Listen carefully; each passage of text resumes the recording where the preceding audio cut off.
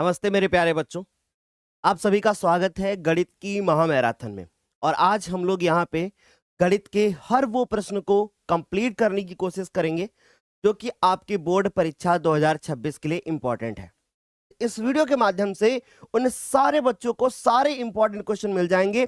आपको ना किसी अनसॉल्व पेपर को उठाना पड़ेगा, ना किसी दूसरे वीडियो को उठाना पड़ेगा, ना ही आपको कुछ भी परेशानी होगी। आप इस वीडियो के माध्यम से जितने प्रश्नों को तैयार करेंगे वो सारे प्रश्न आपके बोर्ड के एग्जाम में देखने को मिलेंगे। भाई स्टार्ट करते हैं फिर, है ना। चलिए स्टार्ट करते हैं फिर बिना देर किए। चलिए भाई, पहला सवाल आपकी नजरों के सामने रहा। पहले कुछ ऑब्जेक्टिव, कुछ देर, और फिर उसके बाद सब करेंगे हम लोग, है ना। क्या होगा देखो, मैं आपसे एक बात बोलूंगा कि आप कोई जल्दबाजी में आंसर मत करना। आप आराम से सोचना, समझना और फिर बच्चों उसके बाद आंसर करना, ठीक। तो पहला सवाल है 16, 40 और 56 का मासा क्या होगा। सवाल पूछा गया है 2020 के एग्जाम में, ठीक है। आपको बताना है कि 16, 56 और उसके बाद 40 का मासा क्या होगा। कैसे करोगे देखो जरा ध्यान से। सबसे पहले आप देखोगे 16 लिखोगे। अच्छा, 16 को अगर हम इसके गुणनखंड करेंगे तो क्या आएगा, 2 आएगा, 2 आएगा और कितनी बार आएगा, 4 बार आएगा, ठीक है सर। फिर उसके बाद आप 40 लिखोगे, आप इसको 2 से काटोगे, फिर बच्चों 2 से काटोगे, है ना। फिर 2 से काटोगे और फिर उसके बाद कितना आएगा, 5 आएगा। अब सर ये हम नहीं कर पाते हैं तो आप इस तरीके से करिएगा, ठीक। जैसे 2 से काटेंगे कितना आएगा, 20, फिर 2 से करेंगे बच्चों कितना होगा, 10, फिर 2 से करेंगे 5 और फिर 5 कम 5 होगा, ठीक। तो सर हो गया सर 56। सर 56 2 से काटेंगे 28 होगा, फिर 2 से काटेंगे 14 होगा, फिर 2 से काटेंगे फिर उसके बाद 7 होगा। हमें क्या ज्ञात करना था, हमें ज्ञात करना था बच्चों मासा। मासा को अंग्रेजी भाषा में बोलते हैं हाईएस्ट कॉमन फैक्टर, ठीक। तो सर अब जरा गौर से देखो, बहुत अच्छे से समझना। हमें 2 देखो सब में मिल रहा है तो हमने 2 निकाल लिया। हमें ये वाला 2 भी मिल रहा है सब में, हमें ये वाला 2 भी मिल रहा है सब में। यानी बच्चों अगर हम देखें तो सर 2 गुणे 2 गुणे 2 सब में 2 मिल रहा है, इसका मतलब आंसर क्या होगा, 8। ओह सर, आपने तो लिखने का तरीका भी बता दिया, बिल्कुल। तो भैया ये आ गया हमारे पास करेक्ट आंसर जो कि हो गया 8। मैम कितने बच्चों ने 8 दिया है? वेरी गुड, बहुत बढ़िया। क्या यहां तक सारे बच्चों को समझ में आ गया? वेरी गुड, बहुत बढ़िया, वेरी गुड। चलो तो अब अगले सवाल पे आते हैं। ये सवाल हमारी नजरों के सामने रहा और आपको बता दें कि जो ये सवाल स्क्रीन पे लिखा हुआ है, ये सवाल 2020, 2022 और 2024 का पूछा हुआ सवाल है। और ये एक ऐसा सवाल, आप बताओगे कि कौन सा सवाल का पूछा गया है। जैसे स्क्रीन पे आए तुरंत। अब देखो बच्चों क्या लिखा है, लिखा है कि किसी संख्या का 1/3 भाग 21 के बराबर है। कोई एक संख्या है, हमसे बोला गया वो संख्या याद करो। अब मान लीजिए यही सवाल हमें 2 नंबर में मिल जाए तो हम कैसे करेंगे। आ रही मेरी बात समझ में? अब हम कैसे करेंगे इस बात को समझने की कोशिश करना, जल्दी से बताओ। वेरी गुड, जल्दी से बताइए। माना, माना संख्या का, अच्छे से समझना, माना संख्या का 1/3 भाग है ना, तो संख्या का 1/3 भाग जो है वो क्या है, 21 के बराबर है। हमने लिख लिया। अब इन्होंने कहा था कि जो आपकी संख्या है वो आप पहले निकालने की कोशिश करिए, तो हम लोग लिख दिए कि माना संख्या क्या है, माना संख्या क्या है, माना संख्या x है। समझ गए, माना संख्या क्या है, माना संख्या x है। तो हमने संख्या का 1/3 भाग लिखा, तो संख्या क्या हो गई, x, यानी x का क्या कर दिया, 1/3 भाग बराबर में 21। तो सर x लिखा, का मतलब होता है गुणा, तो सर बराबर में 21। सर 21 3 को उधर ले गए, तो सर आ गया हमारे पास 21 गुणे 3, यानी कि बच्चों क्या हो गया, हमारे पास हो गया 21 तिहाई 63। तो सर करेक्ट आंसर हो चुका है कि भैया वो किसके कितना आंसर होगा, 63 होगा। ये तो मैंने पूरा सॉल्व करके बताया। लेकिन अगर मान लीजिए यही आपको ट्रिक से करना है तो आप ऐसे करोगे, कोई एक संख्या है उसका 1/3 भाग किसके बराबर है, उसका 1/3 भाग इनमें से किसी एक के बराबर है ना। चलो अरे 1 मिनट, 63 है ना, कोई एक संख्या उसका 1/3 भाग। तो मैंने संख्या देखा, मैंने कहा 21 का आप 3 से डिवाइड कर दो इसको, तो सर 7 आया। सर ये तो 7 है, यहाँ पे तो 21 कह रहा है। 42 को 3 से किया, फिर उसके बाद 63 को 3 से कर दिया। जैसे मैंने 63 को 3 से डिवाइड कर दिया तो देखा मैंने 21 आ गया, ठीक। तो आई होप ये बात बढ़िया से आपको समझ में आ गई होगी, किसी बच्चे को यहाँ पर कोई तकलीफ नहीं हुई होगी। बढ़िया से क्लियर हो गया, हो रहा है बेटा। आप कूपन कोड अप्लाई, अब आप परेशान मत हो। अब जाके आप एक बार चेक करना, टीम ने अपडेट। सबसे पहले हमें x बताना है, हमें y बताना है और हमें z बताना है। अब इसका मतलब समझो पहले क्या होता है बच्चों, बढ़िया से समझना। ये हमारे पास क्या लिखा है 14 और ये क्या लिखा है y, और जब 14 को y से गुणा करेंगे तब वो x के बराबर होगा। ये बात तो समझ गए, ठीक है सर, बढ़िया से समझ गए कि x जो है उसके 2 गुणनखंड हमको दिए गए हैं, एक 14 और उसके बाद एक y, ठीक है गुरुदेव, समझ गए इस बात को। फिर उसके बाद देखिए, अगर मैं बात करूं तो सर 7 को जब आप z के साथ गुणा करोगे तो आपको कितना मिलेगा, 14 मिलेगा, क्योंकि 14 जो है वो 2 पार्ट में टूटा है। समझ में आ रही बात? तो इसका एक तरीका है, देखो कैसे। 7 को z से गुणा कर दो, तो सर 7 गुणे कितना हो गया z, ठीक, और बराबर में कितना हो गया, 14 हो गया। तो सर 7 कहां जाएगा, नीचे ही तो जाएगा। 7 कहां जाएगा, नीचे ही जाएगा। तो सर कितना हो जाएगा, हो जाएगा 14/7। तो सर 14/7 करेंगे तो सर कितना आ गया बताओ, 14/7 करेंगे कितना होगा, 2 हो जाएगा। यानी सर z की वैल्यू तो पता चल गई, सर z बराबर कितना आ गया हमारे पास, z बराबर 2 आ गया, ठीक। अब हमसे बोला गया था x, y और z, यानी पीछे 2 आ रहा है, सर हमारे पास यही आंसर करेक्ट हो जाएगा। लेकिन फिर भी पूरा सॉल्व करेंगे। अब देखो 3 को जब मैं 5 से गुणा करूंगा तो कितना होगा, 15। तो सर यहाँ पे हमारे पास क्या हो जाएगा, यहाँ पे हो जाएगा हमारे पास 15। आई होप ये भी बात समझ में आ गई होगी। अब 15 को मैं 14 से गुणा करूंगा तो सर 15 को 60 होता है और उसका 15 था 150 होता है। सर गुणा करने पे कितना आ जाएगा, गुणा करने पे आ जाएगा 210। इसका मतलब x की वैल्यू 210 आ गई, y की वैल्यू 15 आ गई और z की वैल्यू 2 आ गई। बढ़िया से क्लियर सारे बच्चों को, वेरी गुड, बहुत बढ़िया। अब आप एक काम कर दीजिए, इस क्लास को अपने दोस्तों के साथ शेयर कर दीजिए ताकि बहुत मजा आए, बहुत अच्छी तरीके से हम लोग इनका आंसर्स करें और बहुत अच्छी तरीके से हम लोग बोर्ड पेपर की तैयारी करें। तो भैया इस क्लास को सबसे पहला काम होगा आपका कि आप अपने दोस्तों के साथ शेयर जरूर करें, आंसर करना, सारे बच्चे आंसर करना। इसलिए सारे बच्चे आंसर करना क्योंकि मैं देखना चाहता हूं कि इस क्लास में हमारे कितने बच्चे हैं बच्चों।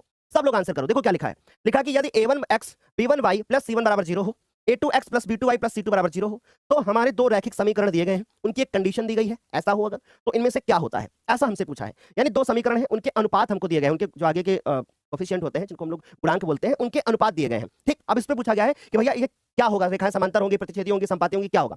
तीन कंडीशन होती है बच्चों। हमारी जो पहली कंडीशन होती है हमारी, वो सर पहली कंडीशन क्या होती है, ऐसे कि अगर a1/a2 not is equal to b1/b2 हो जाए, ऐसे केस में क्या होता है कि जो हमारी रेखाएं होती हैं वो रेखाएं हमारी प्रतिच्छेदी होती हैं। ठीक है सर। अब उसके बाद दूसरी कंडीशन होती है हमारे पास, अच्छे से फॉर्मूला नोट करना क्योंकि ये मैथमेटिक्स की क्लास आपको पूरा रिवाइज कराएगी चीजों को। ठीक, अब दूसरी कंडीशन देखो, फिर क्या होता है, a1/a2 अगर बराबर हो जाए b1/b2 के और फिर बराबर हो जाए c1/c2 के, तो सर ऐसे केस में क्या होता है, ऐसे केस में रेखाएं हमारी संपाती होती हैं। समझ गए, संपाती होती हैं। और अगर ऐसा हो जाए कि a1/a2, ध्यान से समझना, अगर ऐसा हो जाए कि a1/a2 बराबर हो जाए b1/b2 को के और नहीं बराबर हो c1/c2 के, तो ऐसे केस में क्या होता है बेटा, ऐसे केस में रेखाएं हमारी समांतर होती हैं। यानी प्रतिच्छेदी के लिए पहले प्रतिच्छेद कर देगा, यानी पहले काट दो, और समांतर के लिए बाद में काट दो, और उसके बाद आप संपाती के लिए तीनों बराबर रखो। अब बताओ इसमें से कौन ऑप्शन नंबर सी हमारे पास मैच कर रहा है। ठीक, अब ही दिया है तो चलो थोड़ी बात और बताता हूं। अगर रेखाएं हमारी समांतर होंगी तो कैसी होंगी, ऐसी होंगी, ऐसी रेखाएं होंगी हमारी, और समांतर रेखाएं एक दूसरे को कहीं पर भी नहीं काट रही ना, इसका मतलब है कि इनका कोई हल नहीं होगा। तो अगर ऐसे पूछा जाए बोर्ड पेपर में कि समांतर रेखाओं का क्या हल होता है, तो भैया वो होगा आंसर कोई हल नहीं होगा। ओके बच्चों, इनका ठीक है। सर रेखाएं प्रतिच्छेद करती हैं तो सर इस तरीके से हमने कर दिया, ऐसे हमने इस तरीके से प्रतिच्छेद कर दिया। अब रेखाएं अगर प्रतिच्छेद करेंगी तो एक बिंदु पर करेंगे ना, देखो एक ही बिंदु पर तो कर रही है, इसका मतलब क्या होगा, इसका आदित्य हल होगा, और एक ही हल होता है। आदित्य हल का मतलब यूनिक सॉल्यूशन, और सर वो केवल अकेला होता है, सर आदित्य हल हो गया। अगर रेखाएं संपाती हैं तो सर एक रेखा होगी, इसके ऊपर दूसरी रेखा होगी। अब मुझे बताओ ये कितने बिंदुओं पे काट रही हैं, सर ये तो अनेक बिंदुओं पर काट रही हैं, इसका मतलब इसके अनेक हल होंगे। इसका जो दशमलव प्रसार होगा, पहली बात तो वो रुकने वाला नहीं है, यानी अशांत है, और साथ ही साथ में अनावर्ती भी है। तो ये भी हमको सीखने को मिला कि अगर √3 का दशमलव प्रसार हमसे पूछ लेता है कैसा होता है, तो सर अशांत और अनावर्ती, यानी ये ना रुकेगा और ना ही रिपीट होगा, यानी 7 3 2 आगे अब नहीं आएगा एक साथ। समझ गए, क्लियर हो गया? तो सर अशांत और अनावर्ती दशमलव प्रसार होता है, ये बात भी हमने देख ली। अशांत और अनावर्ती दशमलव प्रसार होता है, ये वाली बात भी हमने देख ली। बच्चों बढ़िया से क्लियर हो गया? मुझे तो नहीं लगता किसी बच्चे को यहाँ तक कोई डाउट होगा। तो सर हमारा जो √3 होगा वो क्या होगा, क्या वह एक प्राकृतिक संख्या है, या वह सम संख्या है, या वास्तविक है, या फिर इनमें से कोई नहीं? भैया आज तक तो हमको पढ़ाया गया है कि जो √3 होती है वो कैसी संख्या होती है, वह तो अपरिमेय होती है। मैम बताइए डी वाले कितने बच्चे हैं? हाँ हाँ, अब डी वाले बच्चे जरा गौर से मेरी बात को समझना। ये अपरिमेय संख्या तो है, लेकिन हम लोग एक बात जानते हैं कि जो हमारी वास्तविक संख्या होती है, जो हमारी, ये डी वालों के लिए बता रहा हूं, जो वास्तविक संख्या होती है वो 2 पार्ट में डिवाइड होती है। एक पार्ट होता है हमारे पास परिमेय संख्या, और एक पार्ट होता है हमारे पास अपरिमेय संख्या। यानी गुरुदेव जितनी भी अपरिमेय संख्या होती हैं वो वास्तविक संख्या भी हो सकती है, जितनी भी अपरिमेय संख्या होती हैं वो वास्तविक संख्या भी हो सकती है। इसका मतलब करेक्ट आंसर हमारे पास वास्तविक होगा, इनमें से कोई नहीं। हमें ऑप्शंस भी देखने हैं। अगर ऐसे आपसे कोई सवाल पूछे कि बता दो √3 कैसी संख्या है, परिमेय है या अपरिमेय, तो आप यही जवाब दोगे सर √3। सर √3 तो एक हमारे पास अपरिमेय संख्या है। लेकिन अगर मैं ऐसा सवाल पूछूं कि √3 कैसी संख्या है और 4 ऑप्शन हो, तब मेरे प्यारे बच्चों आप वास्तविक ही लगा करके आओगे। बोलो क्लियर सारे बच्चों को? वाह क्या बात है, कोई दिक्कत नहीं हुई होगी। चलो अगला सवाल देखो जरा क्या लिखा हुआ है। अगला सवाल लिखा है हमारे पास कि यदि अल्फा और बीटा इस समीकरण के मूल हैं तो आप इसकी वैल्यू बता दो। अब ये सवाल जो स्क्रीन पे दिख रहा है, ये सवाल 2024 के पेपर में आया हुआ है। भैया इनको आप हल्के में नहीं ले सकते हैं, ये सवाल हमारे इंपॉर्टेंट है और बार बार बोर्ड पेपर में पूछे जाते हैं। क्या कह रहा है देखो, अल्फा बीटा अगर इस समीकरण के मूल हैं, एक हमको बहुपद दे रखा गया, हमसे पूछा गया इसके मूल हैं, तो आप इसकी वैल्यू को बता दो। अब देखो जो निकालना है पहले उसको लिखो। हमें निकालना है अल्फा, हमें निकालना है अल्फा स्क्वायर बीटा, और क्या, अब हमें क्या निकालना है, अल्फा बीटा स्क्वायर निकालना है ना बच्चों। अब मैं इसमें देखो जरा ध्यान से, अल्फा और बीटा में कॉमन ले लेता हूं, ले लिया मैंने कॉमन, ले लिया जैसे कॉमन, अब अंदर क्या बचेगा, इसमें से बचा एक अल्फा, बीटा तो निकल गया सर, फिर यहां से अल्फा निकल गया तो क्या बचा, बीटा निकल गया। यानी हमें कुल मिलाकर के जिसका मान भी निकालने को बोला होगा, हम क्या करेंगे, हम कोशिश करेंगे कि हम उसको अल्फा गुणे बीटा या फिर अल्फा प्लस बीटा में तोड़ें। बोलो समझ गए बढ़िया से? चलो देखो अब मैं देखूंगा ये हमें क्या दे रखा गया है, यहां हमें बहुपद दे रखा गया है। ठीक, अब मैं यहां से अल्फा प्लस बीटा की वैल्यू निकालूंगा, यानी मूलों का योगफल। क्या होता है फॉर्मूला, अल्फा प्लस बीटा बराबर माइनस बी अपॉन ए। ठीक, तो सर बी बताइए क्या है, बी होता है एक्स का गुणांक, ये मुझे क्या दे रखा गया, माइनस का 3। सर ए इसके आगे होता है, सर ये आ गया हमारे पास अल्फा प्लस बीटा बराबर 3/2 हो गया। यहां से हमने अल्फा प्लस बीटा की वैल्यू निकाली। इसी प्रकार अल्फा डॉट बीटा निकालिए, अल्फा डॉट बीटा सर सी बटे ए होता है, यानी सर सी बटे ए होता है, सर ये आ जाएगा 5/2। भाई देखो एक बात याद रखना, मैथमेटिक्स में आपका उद्देश्य सिर्फ आंसर बताना नहीं होना चाहिए, आपको प्रॉपर लिखना भी आना चाहिए, आपको प्रॉपर प्रेजेंटेशन भी आनी चाहिए, क्योंकि जितनी अच्छी प्रेजेंटेशन होगी उतना ही अच्छा नंबर मिलता है।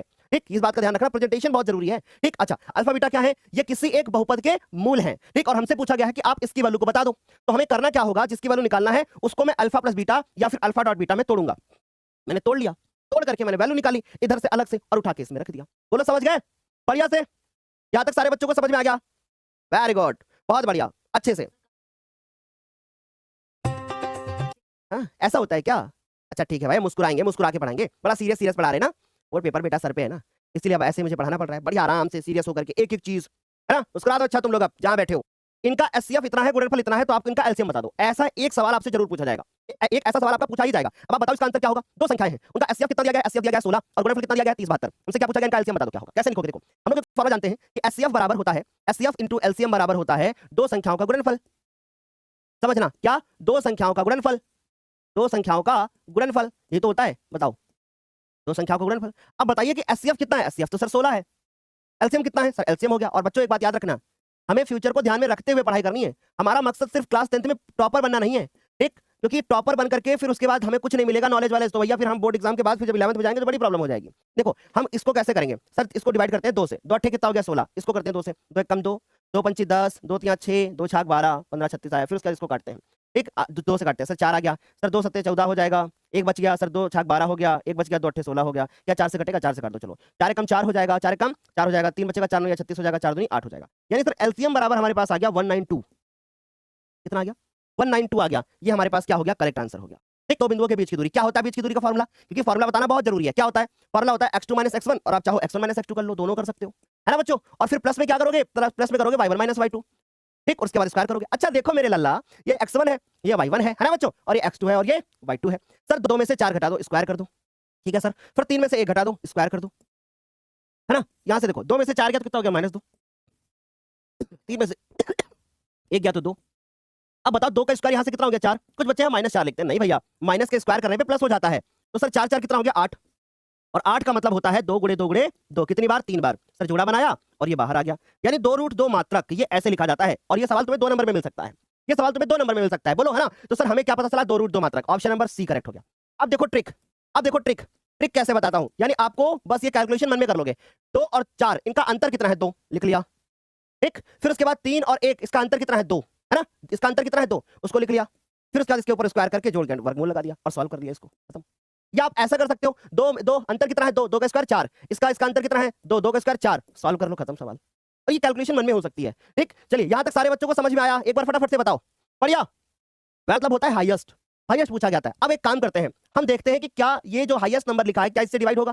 पहली चीज तो ये, अगर ये इससे डिवाइड हो जाएगा तो काम हो जाएगा। अब 103 के पहाड़े में 196 नहीं आ सकता, तुम भी बहुत अच्छे जानते हो, सर इसका काम खत्म हो गया। 101 के पहाड़े में 196 नहीं आ सकता, इसका काम खत्म हो गया। अब बचा 98 और 49, 98 को जब 2 से गुणा करते हैं तो 196 होता है, सब लोग जानते हो। लेकिन अगर 98 इससे डिवाइड हो जाएगा तो काम हो जाएगा, तो हमारा ये आंसर हो सकता है। ये ट्रिक्स मैं बता रहा हूँ, ये मैं ट्रिक बता रहा हूं, बाकी तो अभी कैलकुलेशन कर लोगे। ठीक, हमने क्या बताया कि अगर 98 के पहाड़े में ये आएगा, फिर ये भी अगर आएगा तो 98 आंसर हो जाएगा। अगर 98 के पहाड़े में ये नहीं आया तो फिर इसका मतलब है फिर नहीं हो पाएगा, समझ गए। तो चलो देखते हैं, 38 22 98, ठीक, 2 से काटो, सर कितना हो गया 49, इसको 2 से काटो, ये कितना हो गया 2 एक कम 2, 2 9 18, फिर 2 एक कम 2, 2 एक कम 2, अभी 7 से काटो, 7 7 49, इसको 7 से काटो, 7 दूनी 14, सर कितने बचेंगे हमारे पास, यहाँ से 51 हो जाएगा। सर नहीं हो पाएगा, नहीं डिवाइड हो रहा है, हो रहा है क्या, देखो क्या डिवाइड हो रहा है, देखो एक बार इसको काट दिया हमने, 2 से 49 आ गया, इसको 2 2 कम 2 हो गया, उसके बाद 2 9 18 हो गया, 2 कम 2, 2 कम 2, उसके बाद 7 से 7 कम 7 7 दूनी 14, सर कितना बचेगा, सर हमारे पास बचता है इसको करने के बाद 14, सर हमारे पास बचेगा 5, 51 हो जाएगा, 7 7 49, हाँ कट जाएगा, 7 7 49 और 7 3 21, फिर 7 से काट दो, 7 3 21 और 7 9 63, कट गया, यानी सर हमारे पास यही आंसर हो गया।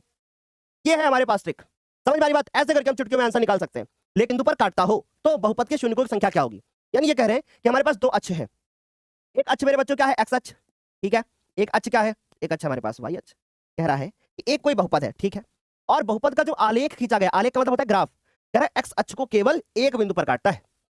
यार मान लीजिए ऐसे काटता हो, ऐसे काटता हो, ठीक, ऐसे काटता हो एक बिंदु पर ऐसे, तो हमसे पूछा गया है तो बता दो बहुपद में शून्यकों की संख्या क्या होगी, यानी जो शून्यक है इनकी संख्या क्या होगी। तो सर बहुपद में शून्यकों की संख्या क्या होगी, 1 होगी, क्योंकि ये एक बिंदु पे काट रहा है, ठीक, एक्स अक्ष को एक बिंदु पे काट रहा है। तो सर हमारे क्या है, बहुत बार बोर्ड एग्जाम में पूछा गया, चाहे 2020 हो, चाहे 2022 हो, चाहे 2023 हो, बहुत बार पूछा गया, जल्दी बताओ, वेरी गुड। तो कैसे सॉल्व करेंगे, अभी आज इतने सवाल कर देंगे कि आपके डाउट खत्म हो जाएंगे। सर मैथमेटिक्स में मैं 100 आउट ऑफ 100 लाना चाहता हूं। अच्छा मुझे बताइए, क्या आपको इस बात की जानकारी है कि इस चैनल से मैथमेटिक्स में 100 आउट ऑफ 100 लाने वाले कितने बच्चे हैं, इस साल कितने बच्चे लेकर के आए, बताइए जरा एक बार।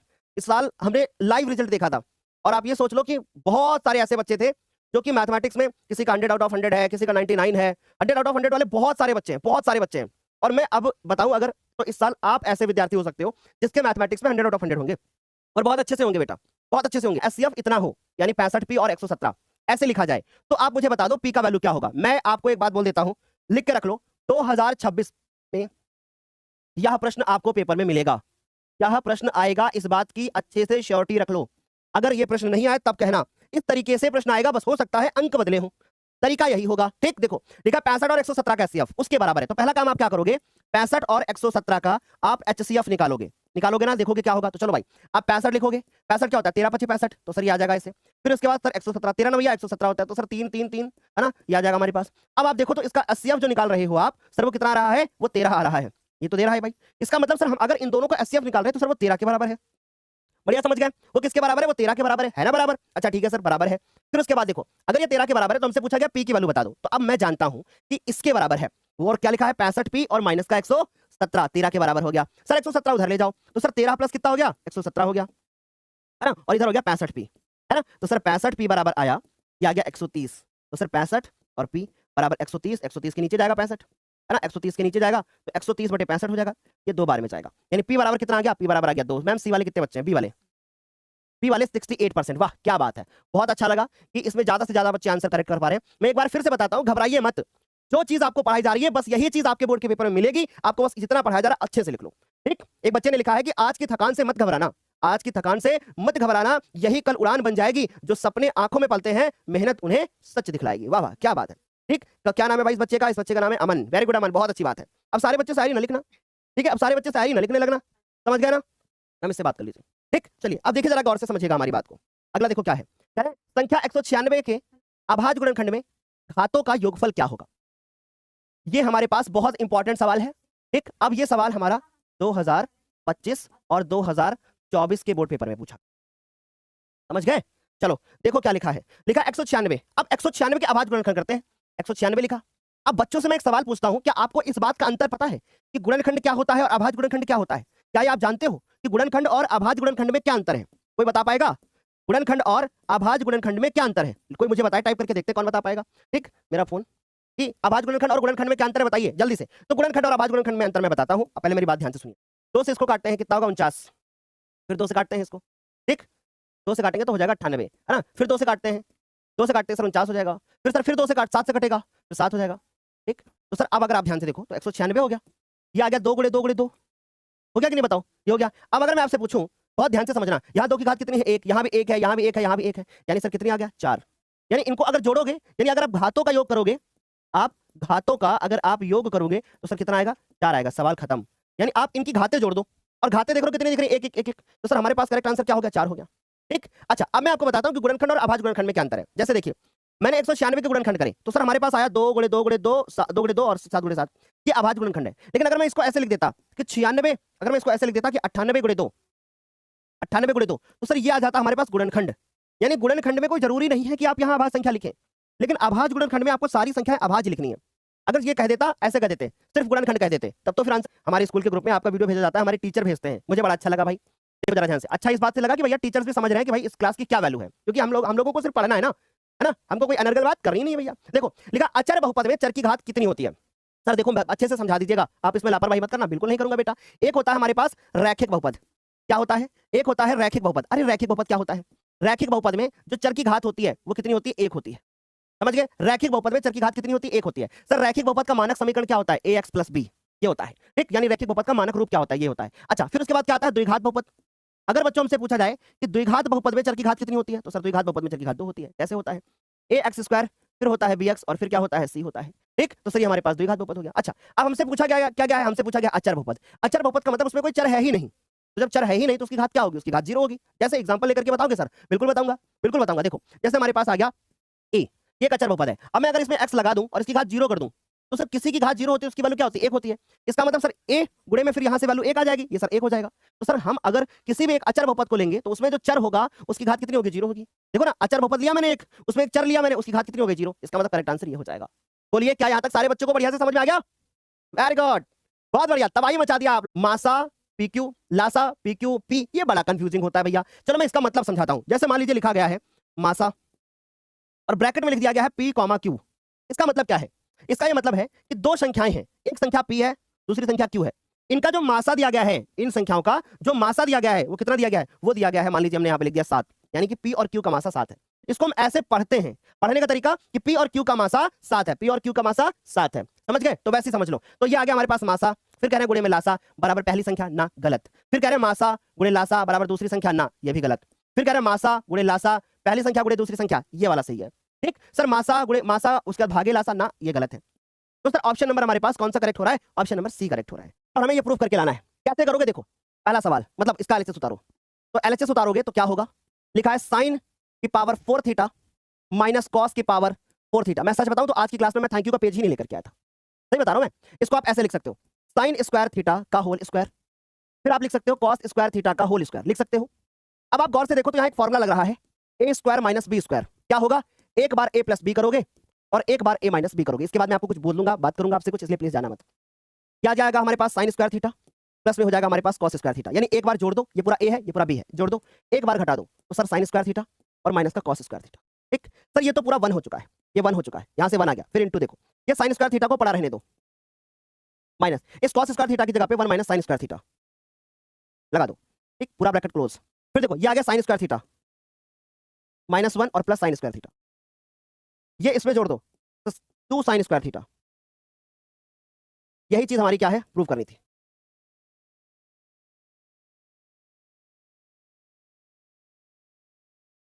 अब क्लास सच में मैं एंड करने जा रहा हूं बच्चों, परेशान मत हो।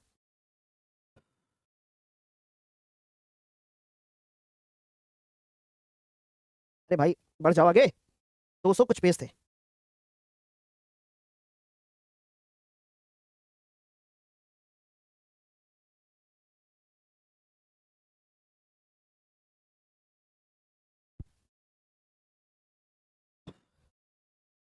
अच्छा, कितने लोग ऐसे हैं जिन्होंने पूरी क्लास देखी है?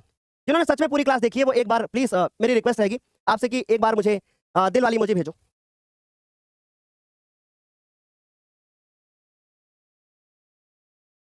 सर और पढ़ाइए, मजा आ रहा है। और पढ़ाऊंगा तो यूट्यूब इस वीडियो को डिलीट कर देगा, क्योंकि ऑलरेडी 11 घंटे 35 मिनट हो चुका है। दिल वाली मुझे बहुत सारे बच्चों ने भेजी है, बहुत अच्छा लग रहा है, आप लोग बहुत मेहनती हो। अच्छा, अब मेरी बात को थोड़ा सा आप लोग गौर से सुनना, बहुत ध्यान से सुनना। आखिर आप लोगों को लगता होगा कि ये इतनी मेहनत मैं क्यों कर रहा हूं, है ना? आपको ये चीज लगती होगी कि आखिर ये मेहनत मैं क्यों कर रहा हूं। ये 12 घंटे की हम लोग क्लास कर रहे हैं, 12 घंटे की महामैराथन हुई है, और कोई रिकॉर्ड नहीं बनाना था बच्चों कि हमें कोई रिकॉर्ड बनाना है, ऐसा कुछ नहीं है।